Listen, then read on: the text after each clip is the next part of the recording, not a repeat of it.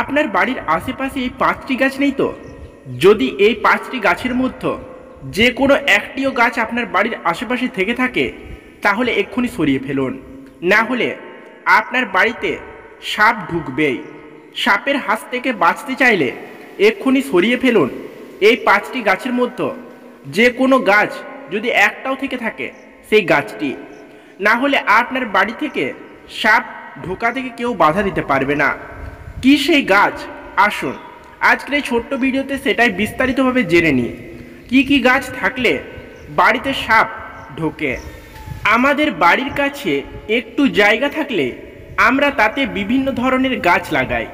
সবাই চায় তাদের বাড়ির আঙিনায় বা উঠোনে রঙিন ফুল ফুটুক, কিন্তু এই গাছগুলির মধ্যে এমন কিছু গাছ আছে যা বাড়িতে সাপকে আমন্ত্রণ জানায়, কারণ সাপ চুম্বকের মতো এই গাছগুলির কাছে আকৃষ্ট হয়ে যায়।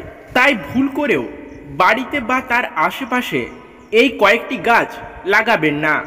আর যদি এই গাছগুলি আগেই লাগিয়ে ফেলেছেন বা আগে থেকে রয়ে গেছে তাহলে এক্ষুনি সরিয়ে ফেলুন এই 5টি গাছ। জুঁই গাছের কাছে সাপ থাকার সম্ভাবনা বেশি, কারণ জুঁই গাছ খুব ঘন এবং সাপ তার রঙে নিজেকে ঢেকে রাখে।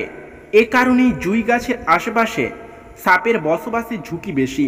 তাই আপনার বাড়িতে যদি জুঁই গাছ থেকে থাকে তাহলে এক্ষুনি সেটা সরিয়ে ফেলুন। অনেকে বাড়ির উঠোনে সাইপ্রেস গাছ লাগান। এই গাছটি দেখতে খুবই সুন্দর, তবে এটি বেশ ঘন। এটি ঘন হওয়ার কারণে সাপ এতে লুকিয়ে থাকে এবং পোকামাকড় শিকার করে। তাই এই গাছটিতে বেশি সাপের উপদ্রব দেখা যায়।